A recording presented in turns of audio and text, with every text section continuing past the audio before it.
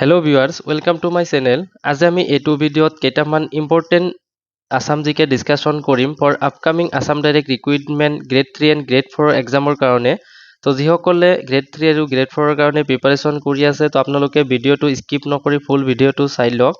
তো ফাৰ্ষ্ট কুৱেশ্যনটো হৈছে কোন চনত আইনমতে অসমীয়া ভাষা ৰাজ্যিক চৰকাৰী ভাষা হিচাপে পৰিগণিত হয়? উত্তৰ হৈছে 1960 চনত। নেক্সট কুৱেশ্যন নম্বৰ 2, সংস্কৃতৰ পৰা অনুবাদ কৰা প্ৰথম অসমীয়া নাটকখনৰ নাম কি? উত্তৰ শকুন্তলা, অনুবাদ কৰিছিল Lambodar Bora. Next question number 3, Hiuen Tsang অসমলৈ অহাৰ সময়ত কামৰূপৰ ৰজা কোন আছিল? উত্তৰ কুমাৰ ভাস্কৰ বৰ্মন।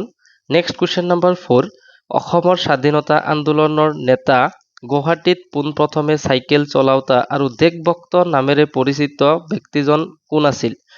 উত্তৰ হৈছে Tarunram Phukan.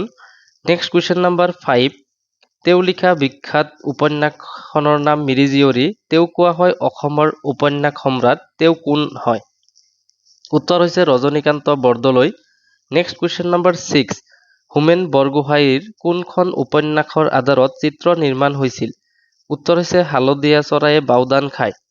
Next question number 7, কেতিয়া অসমত প্ৰথম ৰেল সেৱা প্ৰৱৰ্তন কৰা হৈছিল? উত্তৰ 1982 চনত। নেক্সট কুৱেশ্যন নম্বৰ 8, কোন চনত মহাত্মা গান্ধী অসমলৈ আহিছিল? উত্তৰ হৈছে 1921 চনত। নেক্সট কুৱেশ্যন নম্বৰ 8, অসম বিধানসভাৰ প্ৰথম অধ্যক্ষ কোন আছিল? উত্তৰ Basanta Das. Next question number 10, Assam association কোন চনত গঠিত হৈছিল? উত্তৰ হৈছে 1903 চনত। নেক্সট কুৱেশ্যন নম্বৰ 11, অসমত কোন চনত চাহ আৱিষ্কাৰ হৈছিলে? উত্তৰ হৈছে 1823 চনত। নেক্সট কুৱেশ্যন নম্বৰ 12, অসমত আহোম সাম্ৰাজ্যৰ প্ৰতিষ্ঠাপক কোন আছিল? উত্তৰ হৈছে চুকাফা। নেক্সট কুৱেশ্যন নম্বৰ 13, 1979 চনৰ 10 ডিচেম্বৰত অসম আন্দোলনত মৃত্যুবৰণ কৰা প্ৰথম শ্বহীদ কোন আছিল? উত্তৰ হৈছে Khargeswar Talukdar. Next question number 14, Chutia সাম্ৰাজ্যৰ প্ৰতিষ্ঠাপক কোন আছিল? উত্তৰ হৈছে বীৰপাল। নেক্সট কুৱেশ্যন নম্বৰ 15, অসমৰ উচ্চ ন্যায়ালয় ক'ত অৱস্থিত? ইয়াৰ উত্তৰ হৈছে গুৱাহাটীত। নেক্সট কুৱেশ্যন নম্বৰ 16, অসমৰ প্ৰথম মুখ্যমন্ত্ৰী কোন আছিল? উত্তৰ হৈছে Gopinath Bordoloi. Next question number 17, কেন্দ্ৰীয় মন্ত্ৰীসভাত মন্ত্ৰিত্ব লাভ কৰা প্ৰথম অসমীয়া মহিলাগৰাকী কোন?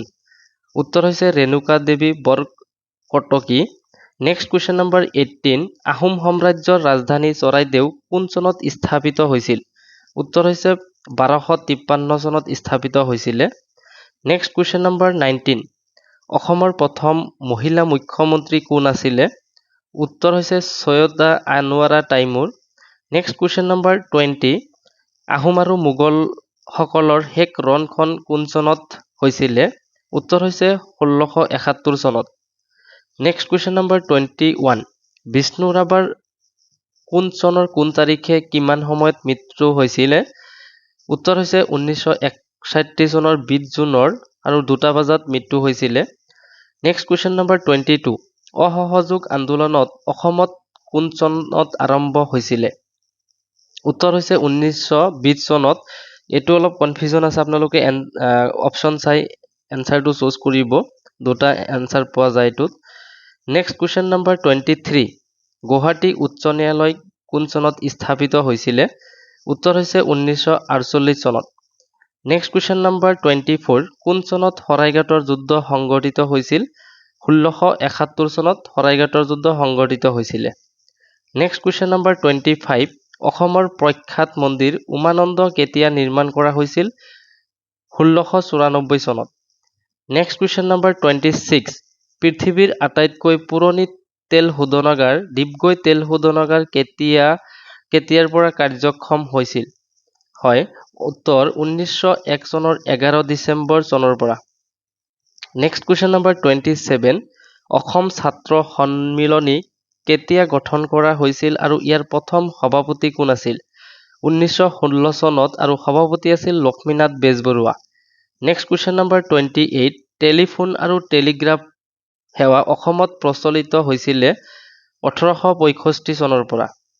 নেক্সট কুৱেশ্যন নম্বৰ 29, অসমৰ কোনখন ঠাইত কয়লা চালিত তাপবিদ্যুৎ শক্তি কেন্দ্ৰ আছে উত্তৰ হৈছে বঙাইগাঁও জিলাত নেক্সট কুৱেশ্যন নম্বৰ 30 অসমত ৰাষ্ট্ৰপতি শাসন প্ৰথমবাৰৰ বাবে কেতিয়া বলবৎ কৰা হৈছিল 1979 চনত নেক্সট কুৱেশ্যন নম্বৰ 31 অসম সাহিত্য সভাৰ প্ৰথম অধিৱেশন কেতিয়া অনুষ্ঠিত হৈছিল উত্তৰ 1917 চনত নেক্সট কুৱেশ্যন নম্বৰ 32 অসমত কোন চনৰ পৰা মাটিৰ ম্যাদী পথাৰ প্ৰচলন আৰম্ভ হৈছিল 1886 চনৰ পৰা নেক্সট কুৱেশ্যন নম্বৰ 33 জয়দল জয়সাগৰ পুখুৰী আৰু ৰংমহল কোনজন আহোম স্বৰ্গদেৱে নিৰ্মাণ কৰিছিলে উত্তৰ হৈছে স্বৰ্গদেউ ৰুদ্ৰসিংহ নেক্সট কুৱেশ্যন নম্বৰ 34 অসমত 600 বছৰৰ অধিক ৰাজত্ব কৰা আহোমসকলৰ ৰাজধানী চহৰখনৰ নাম কি উত্তৰ হৈছে শিৱসাগৰ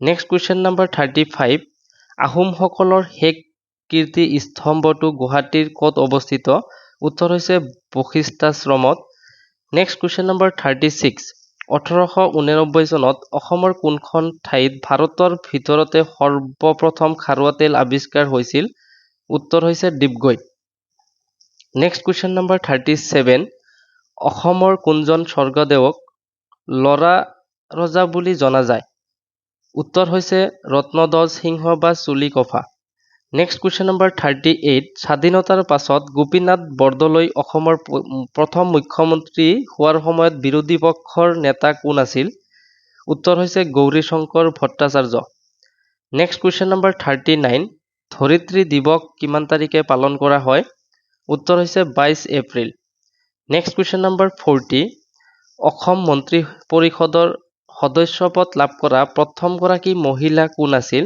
উত্তৰ হৈছে Srimati Padmakumari Gohain next question number 41 নীল নদীৰ দান বুলি কোনখন দেশক জনা যায় উত্তৰ হৈছে ইজিপ্ত নেক্সট কুৱেশ্যন নম্বৰ 42 অসমৰ প্ৰথম ৰাজ্যপাল কোন আছিলে ইয়াৰ উত্তৰ হৈছে আকবৰ হাইদ্ৰী নেক্সট কুৱেশ্যন নম্বৰ 43 অসমৰ কুমাৰ ৰজা বুলি পৰিচিত ব্যক্তিগৰাকী কোন ভাস্কৰ বৰ্মন ইয়াৰ উত্তৰ হৈছে Bhaskar Barman next question number 44 পৃথিৱীৰ ভিতৰত আটাইতকৈ বেছি কফি উৎপাদন কৰা দেশখনৰ নাম কি ইয়াৰ শুদ্ধ উত্তৰটো হৈছে ব্ৰাজিল নেক্সট কুৱেশ্যন নম্বৰ 45 প্ৰাচীন কামৰূপৰ কোনগৰাকী ৰাজকুমাৰীক কাশ্মীৰৰ ৰজাই বিয়া কৰাইছিলে ৰাজকুমাৰী অমৃত প্ৰভাক কাশ্মীৰৰ ৰজা মেঘবাহনে বিয়া কৰাইছিলে নেক্সট কুৱেশ্যন নম্বৰ 46 ব্ৰহ্মপুত্ৰ নদীক তিনিটা নদীৰ সংগমস্থলী বুলি কোৱা হয় ইয়াৰ নদী কেইটা কি উত্তৰ হৈছে দিহিং দিবং আৰু লোহিত নদী